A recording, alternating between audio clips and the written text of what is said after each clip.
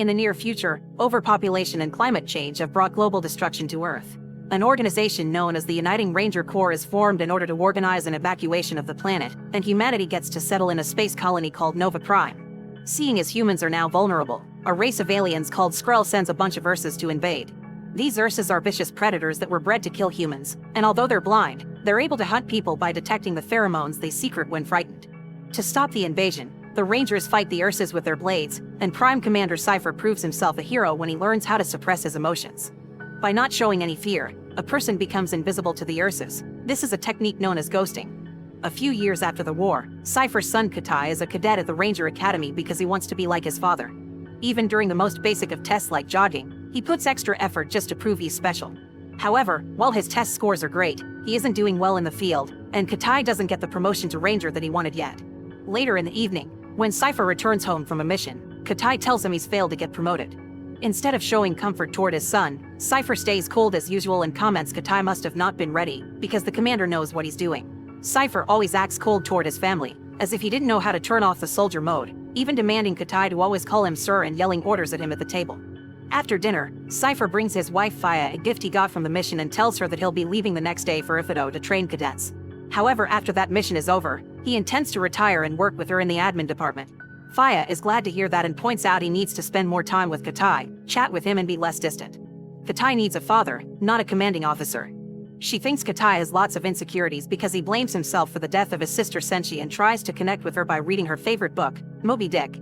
With this in mind, Cypher approaches Katai and tells him he'll come to Ifado with him.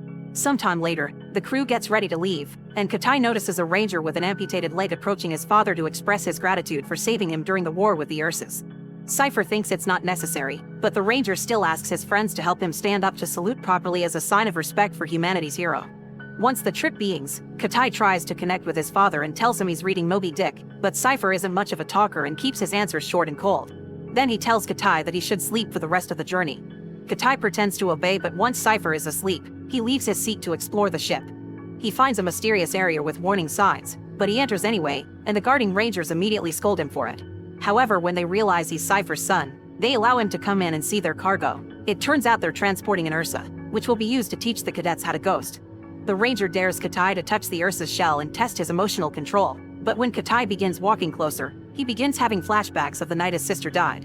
An Ursa had attacked their home, and Senshi put Katai inside a glass containment to keep the monster from smelling him. Right when Katai is about to touch the shell, the Ursa smells his fear and roars at him, startling him into stepping back.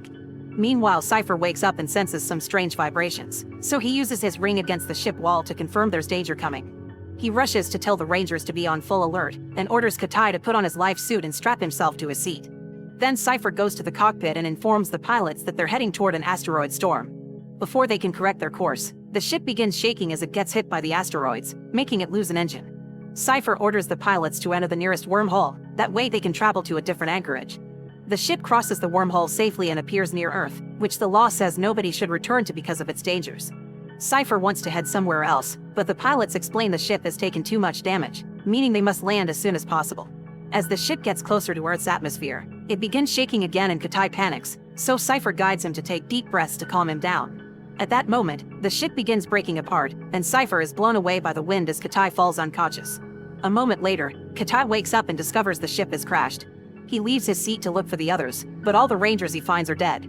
Luckily, he finds Cypher and confirms he's still alive, so Katai sits by his side and waits for him to wake up. When Cypher gains consciousness, Katai explains to him that the ship's tail is gone, meaning the Ursa is gone as well. Cypher guides Katai to the cockpit to find the emergency beacon, but when he tries to use it, he discovers it's broken. Afterwards, Katai puts Cypher on a stretcher and takes him to the ship's main computer, where Cypher checks the inventory and confirms there's another beacon in the ship's tail. Since both his legs are hurt, Cypher gives Katai the mission to find the tail, which the scanner says it's about 100 kilometers away. Then Cypher gives Katai his blade plus 6 vials of air filtration inhalers that will help him breathe in Earth's hostile environment. He also informs him that the life suit and the backpack have cameras, so Cypher will see everything Katai sees. The boy needs to be really careful because everything on Earth has evolved to kill humans, which makes Katai remember how he had to watch his sister being killed by an Ursa. Katai asks Cypher about the Ursa that they were carrying, and Cypher thinks it must have died in the crash, but it's safer to assume it's still out there. After taking one of the inhalers, Katai leaves the ship and gets very nervous because he can see all the bodies around. To calm him down, Cypher makes him take the knee and reminds him to concentrate on the moment to overcome his fears. Then Katai begins his journey, which allows him to meet lots of animals he's never seen in his life. When he's climbing a cliff, he's startled by a spider on his hand, and when he reaches the top, he sees birds flying through the sky and cattle grazing on the plains. It's a stunning view, especially for someone that always lived in space. At that moment, Cypher releases a bunch of probes to find the Ursa, and he reminds Katai that the temperature heavily drops at night. To survive, he must find one of the many hot spots before it gets dark. Then Cypher scans his own injuries and confirms his leg bones are broken, making him consider taking some medicine to fight the pain. However, the label warns him that the shot could make him drowsy and impair his vision, and this makes Cypher think of the time his daughter called him during the war. Senshi had found an original copy of Moby Dick, which was a big deal because real books weren't around anymore. Cypher had acted very coldly toward her enthusiasm, and now he's starting to regret it, so he decides not to take the medicine. Moments later, Katai notices his suit has turned black. Cypher explains it's equipped with motion sensors, and the color black means there's a life form coming for him. Suddenly, a large baboon emerges from the woods, and Cypher advises Katai to stay still. However, Katai prefers tossing a rock at it to try to scare it away. This causes a whole group of baboons to come out and begin throwing rocks at Katai. The boy begins running as fast as possible, and Cypher guides him toward the nearest river to keep the baboons from following him. Katai quickly crosses the river, but even if the baboons aren't following him anymore, he keeps running with his blade out because he's too nervous and scared. Cypher has to yell at him to make him stop and take the knee so he'll calm down.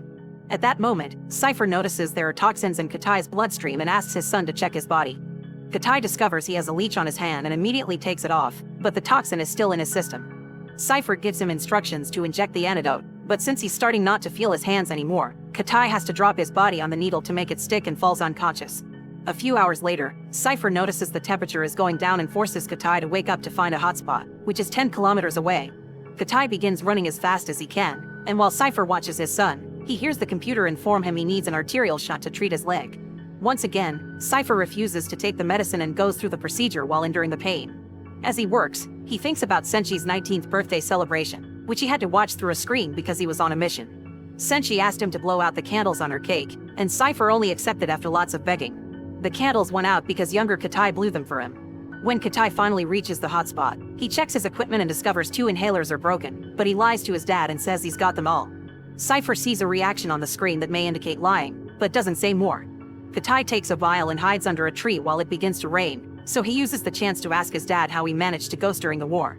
Cypher tells him an Ursa once stabbed him in his shoulder with its pincer, and during the struggle, they fell into the river. The Ursa tried to drown him, but when Cypher accepted his death, the pincer came out because the Ursa couldn't find him anymore. Cypher had understood that fear wasn't real even if anger exists. It's only a thing in people's thoughts about the future. The next morning, Cypher sends Katai to the waterfall because the probes have found some interesting readings. On his way there, Katai sees a pile of dead monkeys, proof of a greater danger. Once Katai makes it to the falls, Cypher makes him check his inventory, and Katai tries to lie about the inhalers again. Cypher calls out his lie and makes some calculations that indicate Katai won't be able to finish the mission without the inhalers, thus he orders him to abort the mission. Katai begins thinking about how he had to watch Senshi die and refuses to do that with his dad, so he tells Cypher he won't be a coward again. In fact, he thinks Cypher is the coward because he hadn't been home to protect his family when the Ursa attacked. Cypher ignores the jab and insists that Katai should turn around, but Katai ignores him and jumps off the falls, using his suit to glide through the air. At that moment, a huge condor shows up and begins chasing him, so Katai tries to steer to hide behind the waterfalls. However, the condor is fast, and as soon as Katai comes out, the bird attacks him. Katai falls unconscious and Cypher loses all communication with him. Moments later, Cypher wakes up in the condor's nest with its chicks. He tries to leave quietly, but suddenly several lions show up, trying to get inside to eat. The condor attacks the pride, but many of them dodge it and keep on trying to enter. Katai manages to throw a lion out, and the condor grabs another, but when a third lion comes in, Katai has no choice but to use his blade. He doesn't want to fight, so instead he cuts a hole in the ground to make the lion fall. Once all the lions are gone, Katai leaves the nest, and he's devastated to see the condor mourning the death of all its chicks. Afterwards, Katai tries to contact his dad, only to discover his communicator is broken. Back in the ship, Cypher gets images from his drone showing the bodies of the rangers hanging on a tree, which means the Ursa is out and about.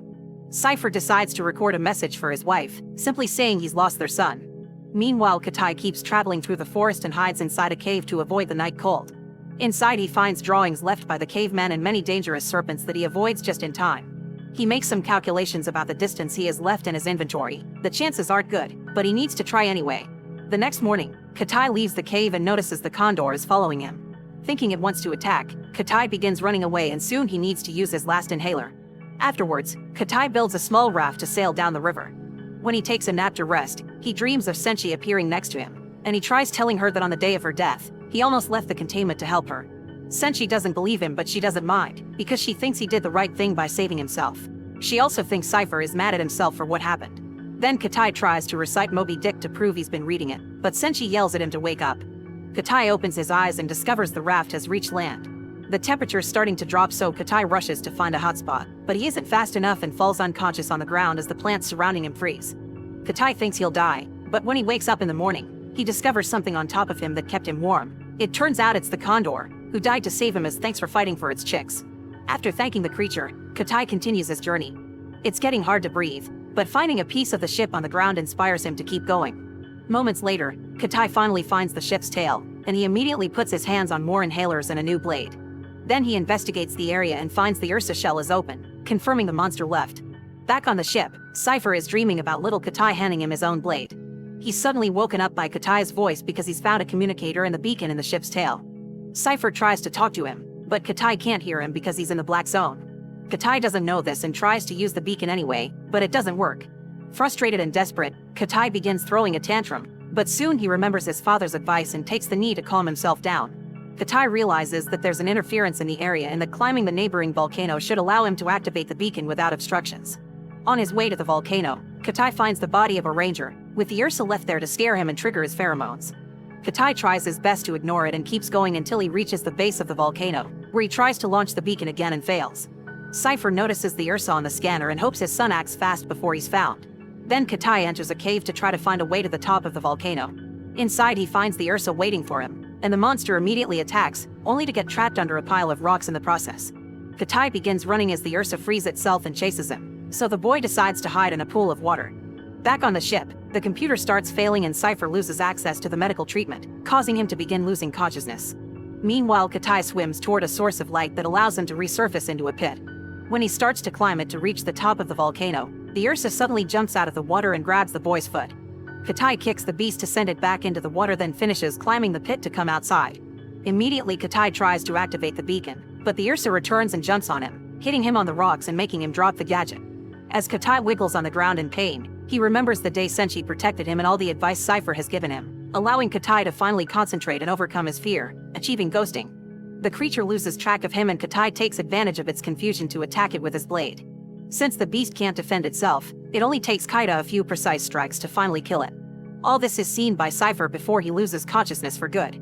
Afterwards, Katai finally fires the beacon, and in a few hours the Rangers arrive to rescue them. Katai's worried about his dad, but when he checks on him, he confirms he's fine. Cypher forces his sore body to stand up to salute his son with respect for his bravery, but Katai runs to hug his father as he says he wants to work with his mom. For the first time ever, Cypher hugs back and responds he also wants to retire. Make sure to subscribe and turn on notifications so you can watch more videos like this. Thanks for watching.